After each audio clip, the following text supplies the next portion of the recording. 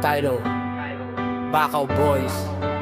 Tempo chill but heavy boom bap. Pistache, loyal, street smart. Mic check, isa dalawa. Para sa mga laking koridor, mula noon hanggang ngayon.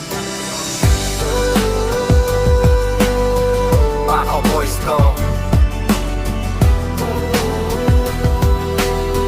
Bacau Boys to. Sa dulo ng classroom, doon ang aming lungga. Walang paki sa lesson, basta kumpleto ang tropa. Isang pirasong papel, hinihingi pa sa iba. Pero pagdating sa pangarap, kami ang bida. Naaalala mo ba, noong recess na bitin? Isang basong palamig, 5 tayong iinom din. Baka mo naman, yan ang laging hiritan. Sa huling stick ng fishball, may munting taltalan. High school life, doon tayo nagsimula. Mula sa pagtakas sa gate hanggang sa unang luha. Hindi pa uso ang pera, basta may pamasada. Kahit saan mapunta, basta't magkakasama. Kami ang Bacau Boys, hindi basta-basta. Mula noon high school hanggang sa tumanda. Sa tawa at sa iyak, sa hirap at ginhawa, walang iwanan tol hanggang sa huling hininga. Bacau sa pangarap, Bacau sa samahan. Isang tawag mo lang, asahan mong nariyan.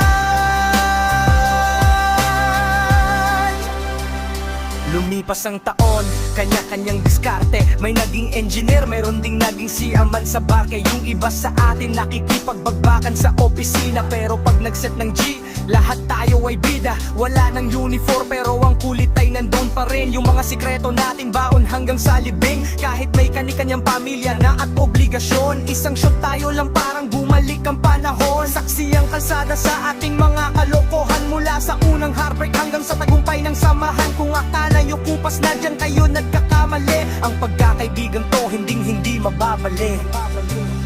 Salamat sa mga gabing walang tulugan.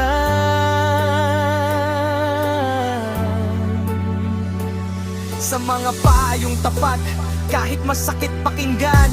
Kung mawala man ng lahat, basta kayo ang kasama. Ang yaman ko na, wala nang mahihiling pa.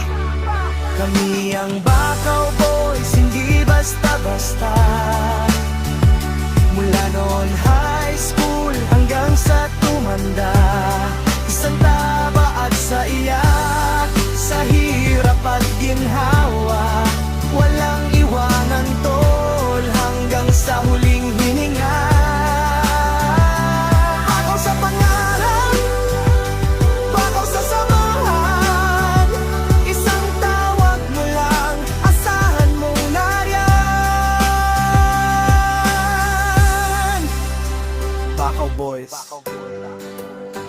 Para sa mga tropang naging pamilya. High school batch, hindi lang to kanta. Ito ang ating kwento.